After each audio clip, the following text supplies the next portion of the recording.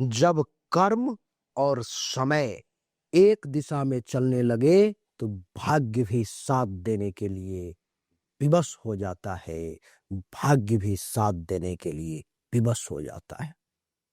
Hello नमस्कार सत श्री अकाल, केम छो कस्से काय केरो हाल है केनाची यहाँ सब कैसन वानी, हाउ आर यू, कैसे हैं आप लोग, केमो नाचो मनक्कम खम्भा गनी हुकुम केमती अच्छंती की खबोर नमस्तुभ्यं राधे राधे राम राम। देवी और सज्जनों, आज के इस वीडियो में मैं डॉक्टर राजा मिश्रा चर्चा करने जा रहा हूं मेष राशि वालों के लिए जनवरी का महीना, आने वाला नया साल का प्रथम महीना कैसा रहने वाला है। इसी विषय पर मेरी चर्चा होने वाली है। आइए समय को बर्बाद किए बिना सीधा चर्चा को आरंभ करें। बोर्ड पर में उसके लिए हमें सबसे पहले लिखना पड़ेगा मेष, नहीं मेष राशि फल। मेष राशि फल, मेष राशि जनवरी 2026। नहीं, ये थोड़ा सा इसको इधर खिसकाना पड़ेगा क्योंकि ये जो है बोर्ड, अच्छा ये पूरा ही खिसक गया। ये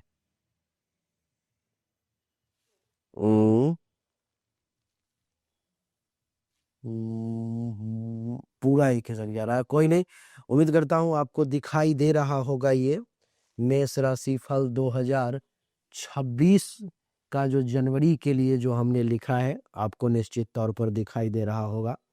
हमें एक कुंडली का निर्माण करना पड़ेगा और कुंडली के निर्माण से ही हम समझ पाएंगे कि ग्रहों की स्थिति कैसी है।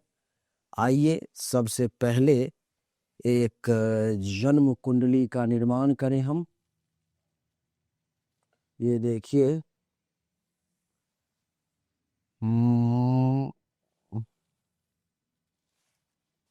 और फिर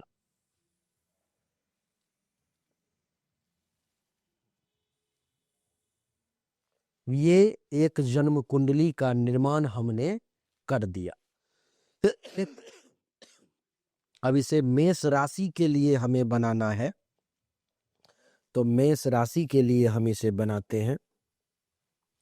इसमें हमें प्रत्येक भाव में लिखना होगा जो नंबर, तो लिख देता हूं 1 2 3 4 5 6 7 8 9 10 11 और 12। ये मेष राशि की कुंडली जो है आपके सामने देवी और सज्जनों अभी उपस्थित है। अभी जो आप देख रहे हो ये मेष राशि की कुंडली है। तो चलिए मेष राशि की कुंडली में सबसे पहले यहाँ पर में मेष राशि को भी बैठा दिया जाए। अब आप देख रहे हो ये मेष राशि की कुंडली है। मेष का साइन आपको सामने दिखाई दे रहा है। इसमें ग्रहों की जो स्थिति है वो भी मैं आपको एक एक करके अवगत करवाऊंगा। मैं पोर्ट कर लेता हूं, मैं ले लेता हूं ग्रहों को, ताकि आसान हो सके सभी ग्रहों को देख करके आप आसानी से समझ सको कि क्या स्थिति रहेगी। मैं सूर्य के साथ जो है पहले सूर्यदेव से ही चर्चा शुरू करेंगे। तो सूर्यदेव को ही मैं लेता हूं यहाँ पर मैं स्क्रीन पर में। सूर्यदेव जो है सो धनु राशि में यहाँ पर में विराजमान रहने वाले हैं। कब तक विराजमान रहने वाले हैं, तो वो जो है आप समझ लो कि 14 जनवरी तक सूर्यदेव धनु राशि में यहाँ पर में विराजमान रहेंगे। सूर्य का धनु राशि में कुंडली के नवम भाव में विराजमान होना आपके लिए कैसा परिणाम देगा वो बताऊंगा। और फिर 14 जनवरी के बाद ये सूर्यदेव यहाँ मकर राशि में आ जाएंगे। ठीक है। इसके बाद मंगल देवता जो है, मंगल देवता वो भी उनको भी आप देख लो, सबको मैं इमेज के साथ दिखाने वाला हूँ। ये भी धनु राशि में विराजमान रहेंगे। कब तक? तो ये देखो, मंगल 16 जनवरी तक धनु राशि में है। उसके बाद जो है सो ये भी यहाँ पर में मकर राशि में आ जाएंगे, यानी कि सूर्य के बाद मंगल भी मकर राशि में चले जाएंगे। मंगल के बाद बुध को देखो, बुध देवता जो है सो भी विराजमान है धनु राशि में। बुध भी यहाँ पर विराजमान है, और बुध जो है सो 17 जनवरी के बाद ये भी चले जाएंगे मकर राशि में, यानी कि तीसरा ग्रह भी यहाँ पर में मकर राशि में आ गया। बड़ा विचित्र स्थिति उत्पन्न होने वाली है। देवगुरु बृहस्पति जो है सो ये अलग है, ये मिथुन राशि में विराजमान है देवी और सज्जनों, अर्थात यहाँ पर में कुंडली के तीसरे भाव में, तो ये तो खैर अलग है। शुक्र देवता भी जो है सो विराजमान रहने वाले हैं यहीं पर में, ये शुक्र है। ये शुक्र ग्रह भी जो है सो यहाँ पर में धनु राशि में ही विराजमान रहेंगे, और ये शुक्र भी 13 जनवरी के बाद आ जाएंगे मकर राशि में। यहाँ पर में देख रहे हो कितने ग्रहों का एक जगह संयोजन हो रहा है। ये साधारण स्थिति नहीं है, ये सब दुनिया में उथल पुथल होने के संकेत हैं।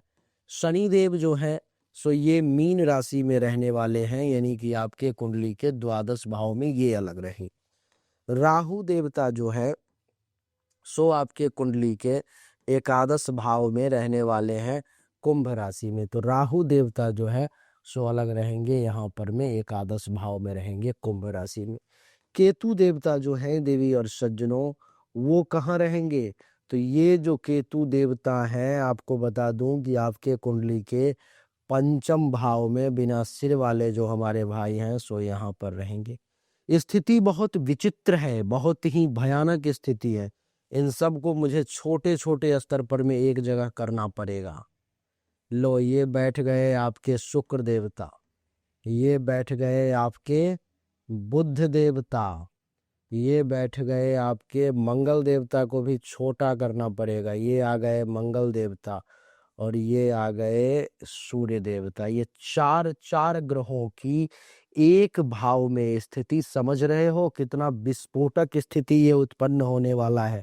मैं आपको दर्शाता हूँ, मैं आपको बताने का प्रयास करता हूँ। आप इस प्रकार से कभी वीडियो नहीं देखे होंगे जिस नजरिए से मैं दिखाना चाह रहा हूँ आपको।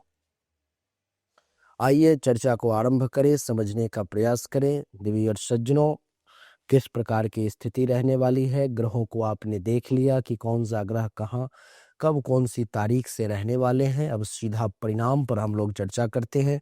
सबसे पहला, नवम भाव में ज्यादातर ग्रह हैं, तो सबसे पहली जो चर्चा हमारे लिए होगी वो होगी भाग्य की, धर्म की, और आपके बाबूजी यानी कि पिता की। नवम भाव पर प्रभाव।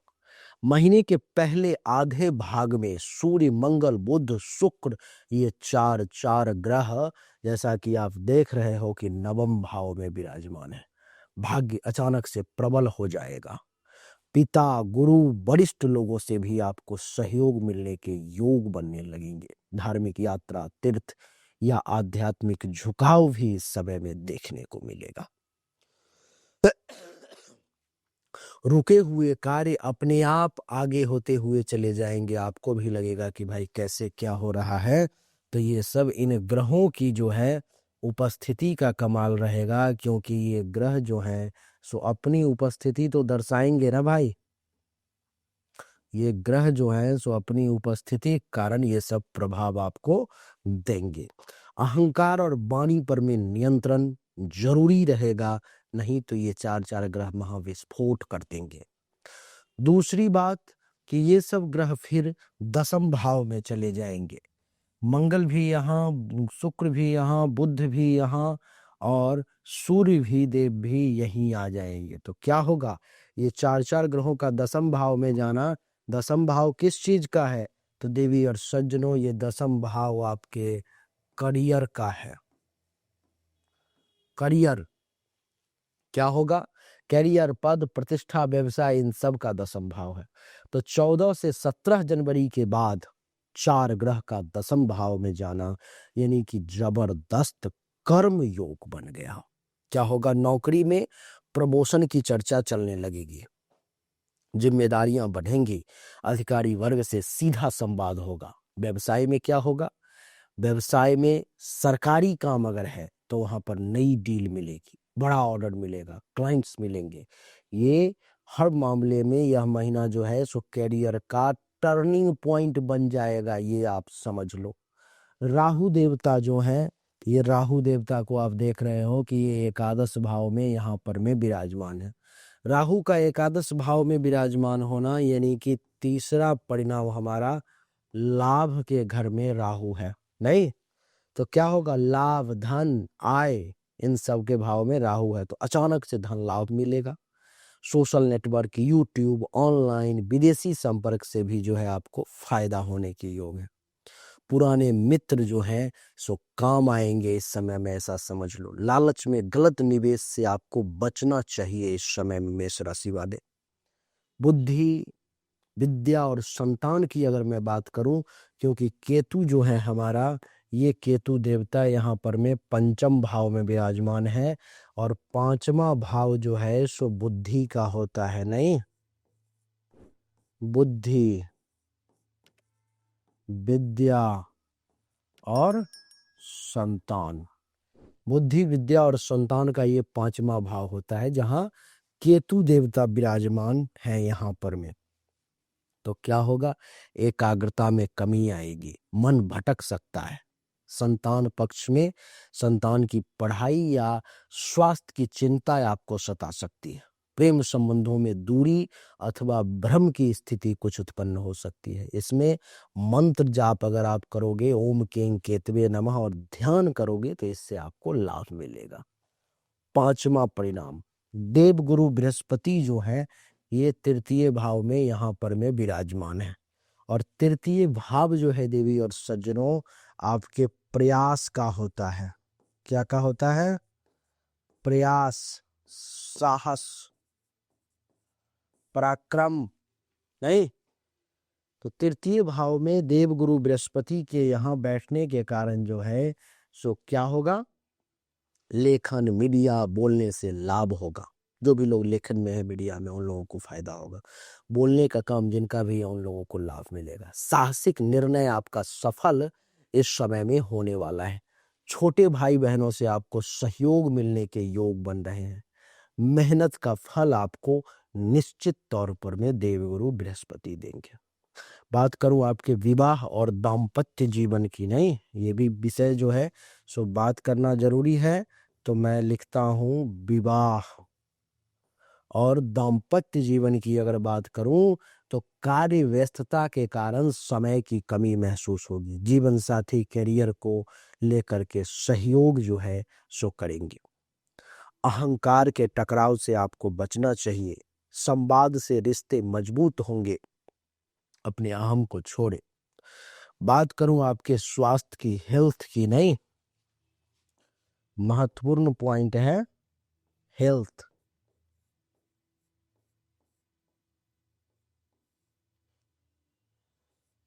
हेल्थ के मामले में क्या होगा? नींद की थोड़ी सी कमी आएगी, आंख, पैर और तनाव संबंधी परेशानी आएगी। क्यों? क्योंकि आप देख रहे हो कि शनिदेव यहाँ द्वादश भाव में मीन राशि में विराजमान है। अचानक से खर्च बढ़ जाएंगे, अस्पताल या यात्रा पर में खर्च भी देखने लगेगा। योग प्राणायाम अगर करेंगे तो उसमें आपको बहुत लाभ मिलेगा। बात करूं अगर आपके लिए मैं विदेश की, कि विदेश की क्या स्थिति रहेगी, तो मैं आपको बता दूं कि 12वें भाव में शनि का जो बैठना है विदेश यात्रा या विदेशी संपर्क के योग बना रहा है। नौकरी में ट्रांसफर भी संभव है। धार्मिक यात्रा का प्रबल योग है। कुछ सावधानियों की अगर बात करूं तो अहंकार और क्रोध से आपको बचना चाहिए। जल्दीबाजी में निर्णय ना लें। गुप्त शत्रुओं से सतर्क रहें आप। कुछ अगर मैं उपाय आपको बताऊं तो सूर्य को जल दें, हनुमान चालीसा का पाठ करें, गरीबों को शनिवार को भोजन कराएं, इससे बहुत अच्छा रहेगा आपके लिए। देवी और सज्जनों, अगर मैं फाइनल शब्द में अगर मैं कहूं कि जनवरी का महीना कैसा रहने वाला है तो मैं ये कहूंगा कि भाग्य प्लस कर्म का मिलन होने वाला है, जो बड़ी उपलब्धि आपको दे करके जाने वाला है। यह महीना आपको पीछे नहीं ऊंचाई की ओर ले जाएगा। तो देवी और सज्जनों, यही थी मेष राशि फल जनवरी 2026 की कहानी, जिसमें हमने आपको प्रत्येक पॉइंट के बारे में बताया। भाग्य, धर्म, पिता, करियर, लाभ, बुद्धि, विद्या, संतान, हाँ, पराक्रम, प्रयास, साहस, विवाह, हेल्थ, विदेश इत्यादि के बारे में बताने का प्रयास किया। उम्मीद करता हूं ये छोटा सा वीडियो आपको पसंद आया होगा, अच्छा लगा होगा। देवी और सज्जनों, ये जो वीडियो है एक गोचर का वीडियो है, 100% एक्यूरेट नहीं है। 100% एक्यूरेट जानकारी के लिए आपको अपनी बर्थ डिटेल, दोनों हाथ के हथेली का फोटो सब सामने दिए गए नंबर पर व्हाट्सएप करना पड़ेगा। जो शुल्क है जमा करना पड़ेगा, फिर आपको एक्यूरेसी के साथ जानकारी 100% सत्य मिलेगी। अगर आपको चाहिए तो सामने दिए गए नंबर पर मैसेज करें, और अच्छा लगा तो लाइक करें, शेयर करें, चैनल को सब्सक्राइब करें, इसके बेल आइकन के बटन को दबाएं। इसमें अगर आपको सुधार चाहते हो तो वो भी हमें कमेंट में बताएं। राधे राधे, राम राम।